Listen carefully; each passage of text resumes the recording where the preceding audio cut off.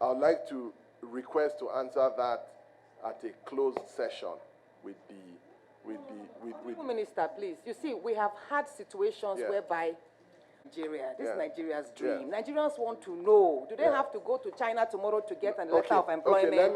Maybe some owner is somewhere. Tell us who the owners are. Yes. Why is Novostal a partner? Why is Proforce Manufacturing a partner? I don't think your ministry should spend 10 million naira as listed in item 5, page 13, and then item 6 again. You just twist of words. Another 10, that's 20 million naira doing what? And you were saying it's to facilitate the agency. Like, I believe you have staff that are being paid to liaise with them. Or what we think should ordinarily happen is when the agency conducts their research, they will share their data with you. The Honorable Minister, Ministry of Steel, this is what we discovered. We heard you say that the resuscitation of the steel plant will cost nothing less than roughly $2 million. $2 billion. So to my layman understanding, if a tripartite agreement is to be formed, then that means one of the parties, maybe Novostal or maybe Proforce Manufacturing, is a partner that is going to fund the resuscitation. That's what made them to be partners. So I need to know, but hearing you say that you were going to source for the money again, so then what formed this tripartite agreement? Why is Novostal a partner?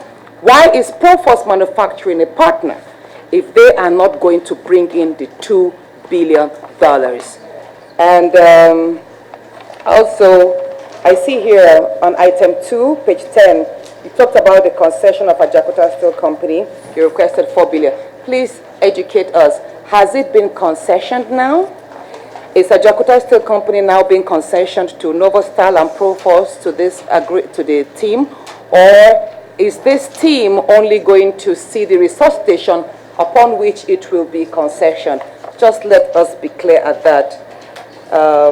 And lastly, I would like to know what the host community engagement and considerations are with this partnership leading to the resuscitation. Thank you for that question, and Honorable Minister, please, I just want to make it in a way that let's go with the questions, at least maybe 3 he will answer, then we'll go back so that there wouldn't be so many questions and then waiting to be answered.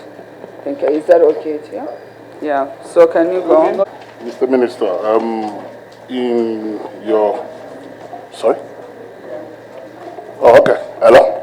So, Minister, your project names, well, I think you need to explain some of them because I think, one, they are repetition, 2, some of them are not clear. I'll start from page 10.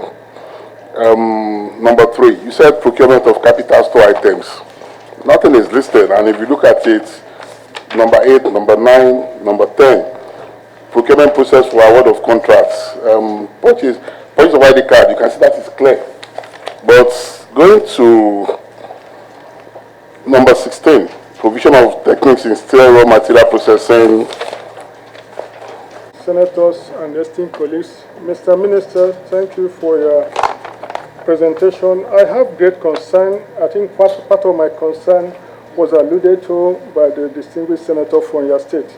And I must say that if you look at page 20, I'm interested in the choice of language. You said here, you just told us that you need about $2 billion to revamp the Ajakuta steel industry. And at the same time, you didn't mention in your first paragraph that the process of selecting technical audit team and about to commence the auditing of the entire plant.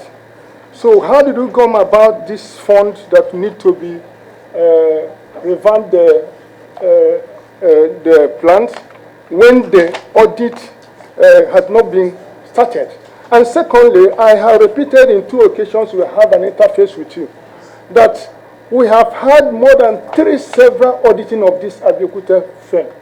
3 several auditing. I mentioned it the last time we met in the office. And each of these audit firms were paid and selected and paid. Why not fall back on it? Why do you always commence audit of this firm when you have 3 existing reports on this audit at Ajakuta Steel? It was done to the time of Obasanjo. It was done subsequently during the time of Jonathan, and these audit reports are there. Why do we need to commence every time to audit before we allocate figures on this? And I know it is based on this figure to revamp this that you are telling us that the Nigerians cannot afford to do. That's why you're going to tripartite agreement. But if you have an audit report, that is, it is based on the audit report that you'll be able to know how much actually is going to cost us to revamp it. Are you falling back on the old report? Are you anticipatory on the report before you put this figure? So I'm interested in knowing this. Thank you. Sorry, please, the audit, please. Honorable Minister, and in asking this question, I might a bit respond to the Honorable that just spoke. You see, for me, I believe the path you are taking, I don't know which company has been narrowed down, but if it's TPE, I would speak that TPE are the best, or should I say stands to be the best company to conduct a technical audit. And I'm actually surprised that you had to conduct a bidding process. Maybe that means you had other interested parties.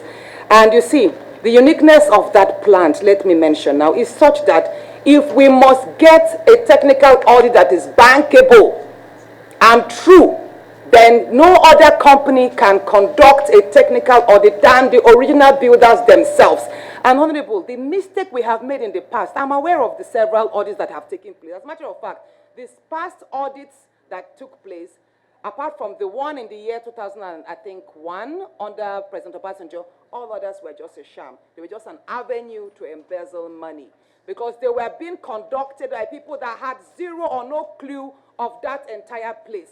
So, Honorable Minister, if, I don't know which company it is that has probably won the bid, but I would have said, if I were in your shoes, you would have just made a case for a sole sourcing expertise, whereby TPE themselves would have been brought in at an agreed rate, which I'm sure will be lower than any others. Because I recall I mentioned in the year 2016, when I visited them, while I was advocating for them, I visited them and they gave me a note that at that time, the technical audit would cost $500,000. I have it written somewhere. From TP, they said they will come down if we provide logistics and they work in collaboration with Nigerian engineers. It was going to cost $500,000 in the year 2016, based on the report they sent to me. And at that time, dollar was 189 naira. So that means a technical audit would have cost nothing less than 100 million. I don't know, my maths, please. 500,000, yeah, about 100 million. But then I was surprised to see Honorable Fayemi, who was a minister at that time, put out about 5 or so billion naira. I'm right with my figures. So what we're trying to say is, please ensure that the technical audit is conducted by the same people that you know. It's just like going to a hospital. If I'm not feeling fine and I go to a particular hospital for tests, I cannot go with that same result to another hospital. The next hospital wants to conduct its own test. So that's how it should be, please. For the technical audit, I support you in conducting one, because I've seen the past ones, they are not bankable. So that's just, I hope I've answered that as well, somehow. Please.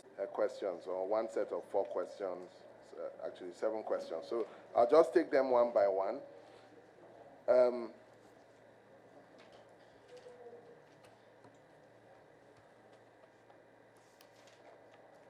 What drove the tripartite agreement, and what is the role of each party? What I would say is all the partners are interrelated, right? However, in terms of the specific details of what drove and the role of each party, I would like to request to answer that at a closed session with the Minister, please. You see, we have had situations whereby Nigeria, this is Nigeria's dream. Nigerians want to know, do they have to go to China tomorrow to get a letter of employment? Maybe some owner is somewhere. Let me answer. Tell us who the owners are. Yes. Why is Novostal a partner? Why is Proforce Manufacturing a partner? Is any partner bringing in money, or are they holding interest for some group of people? Okay. Just let us know. Okay, why you did not engage TP directly, TP and Ministry of Steel. Okay, let me just, first of all, they are not holding interest for anybody, right? TPE is government owned. Novostar is a privately owned company, right?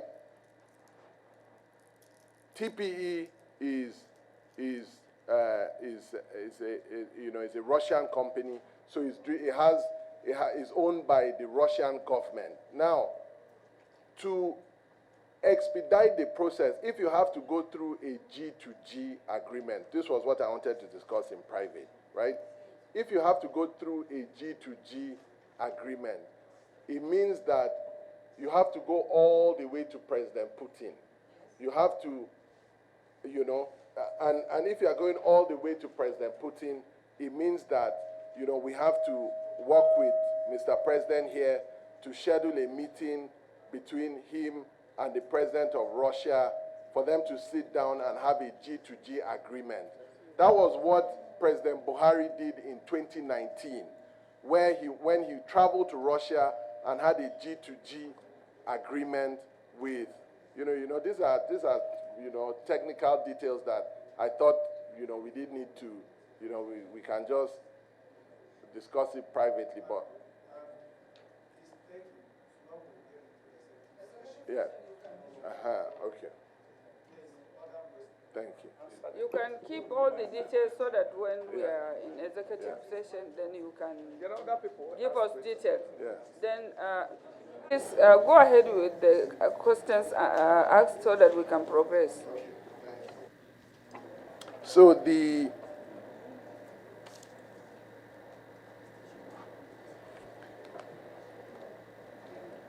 Are we going to, so the other question that I can clarify here openly is that, are we going to source for funds outside of that agreement? The answer is no.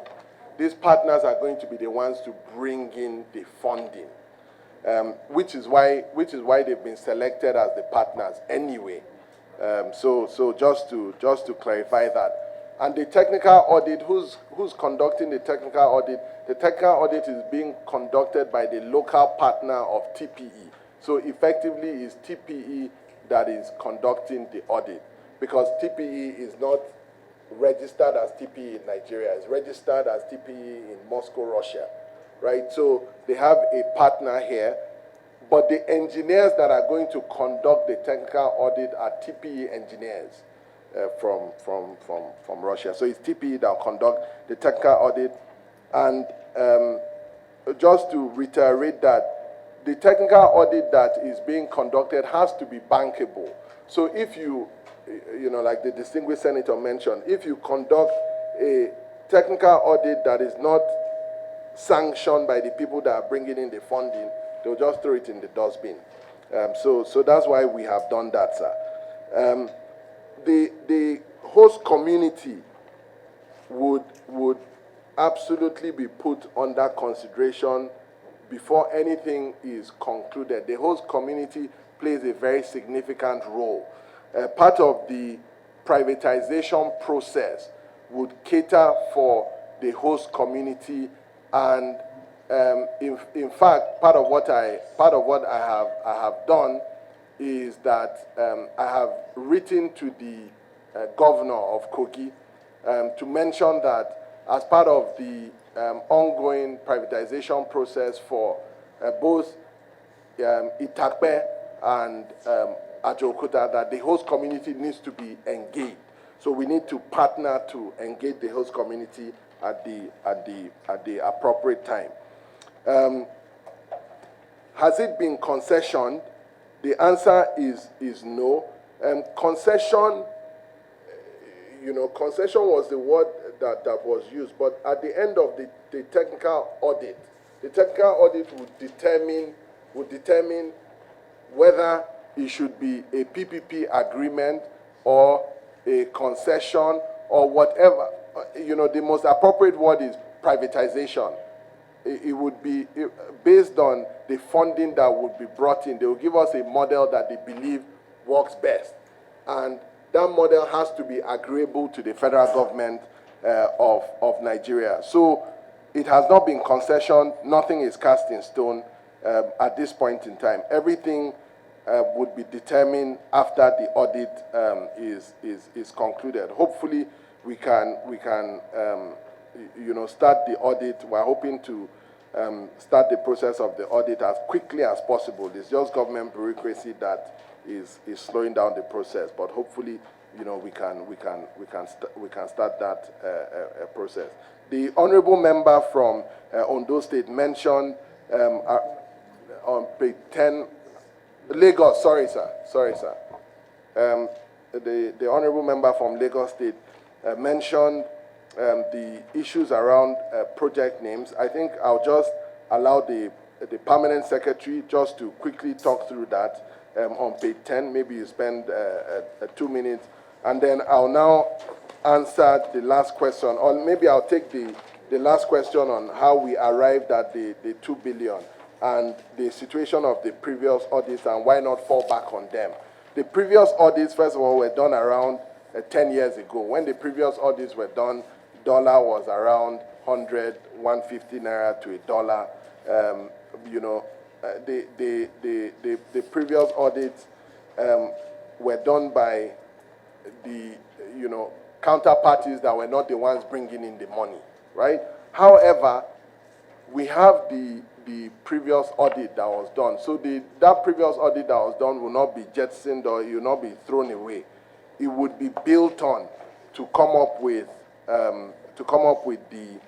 the latest technical audit that would be done. How do we arrive at $2 billion?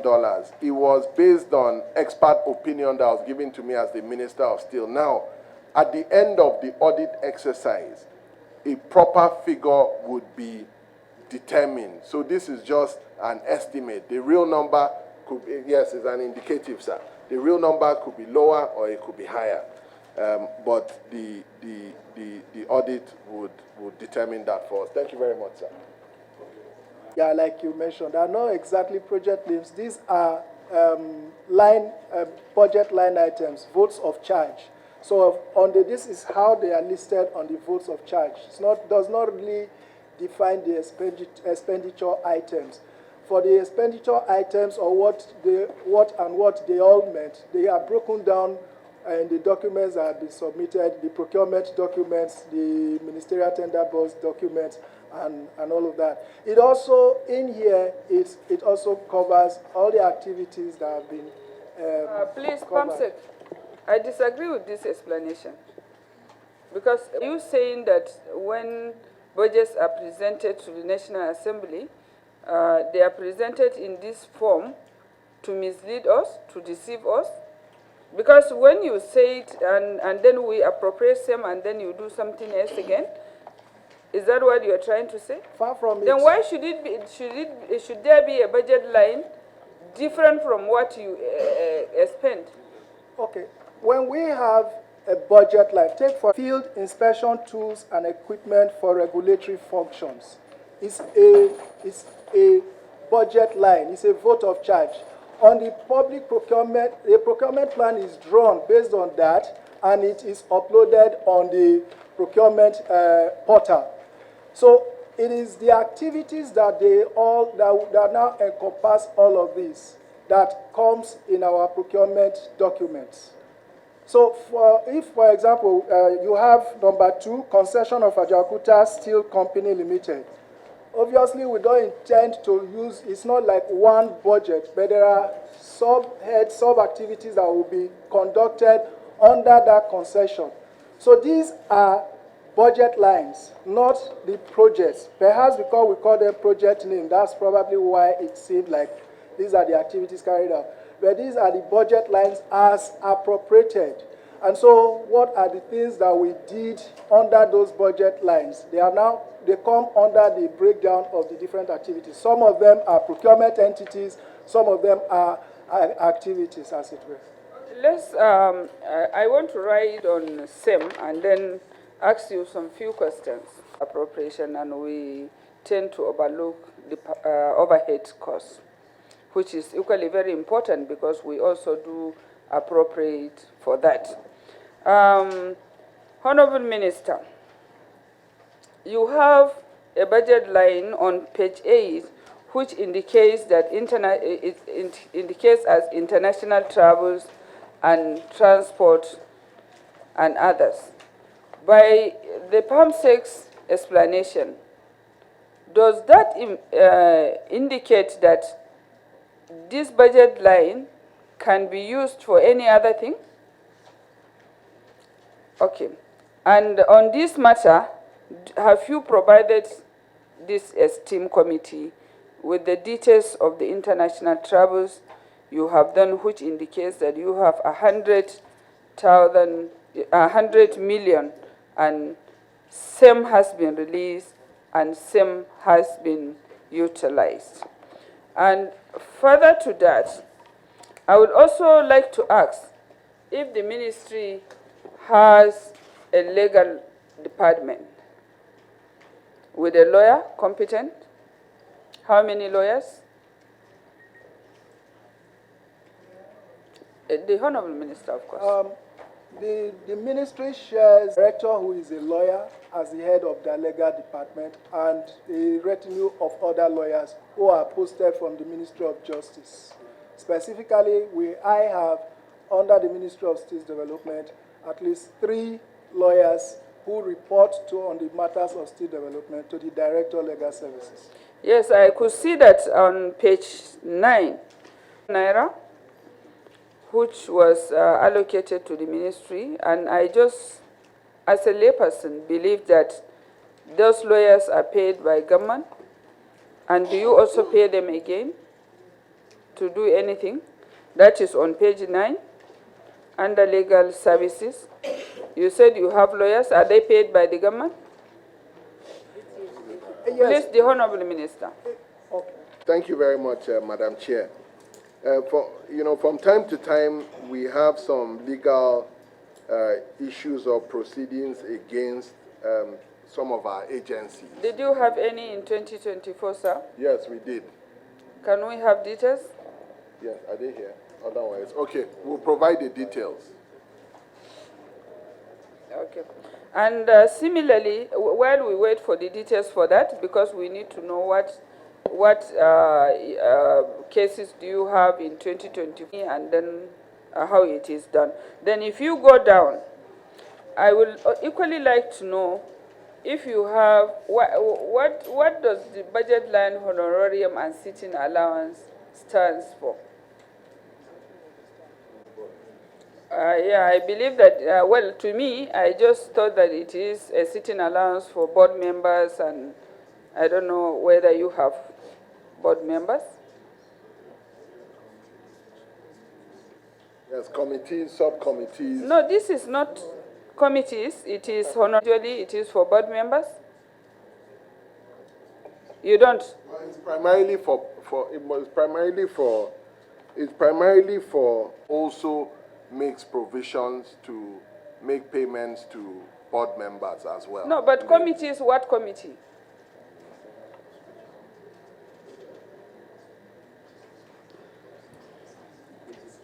It's not about description. I'm just asking why should it be honorarium and sitting allowance, and then you are talking about committee.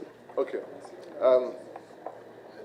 Okay, so last year during our cascade of the 8-point agenda for Mr. President, we had invited some resource persons to come and help us facilitate those sessions. So that's one example.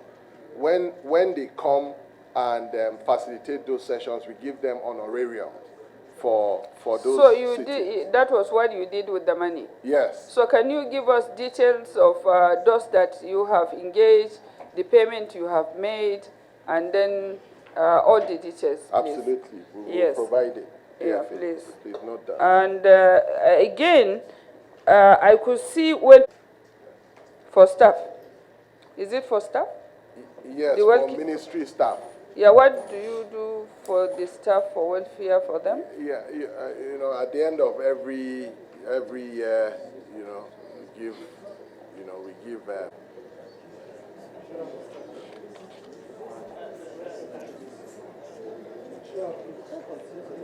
Yeah. Yeah, he hasn't answered that question.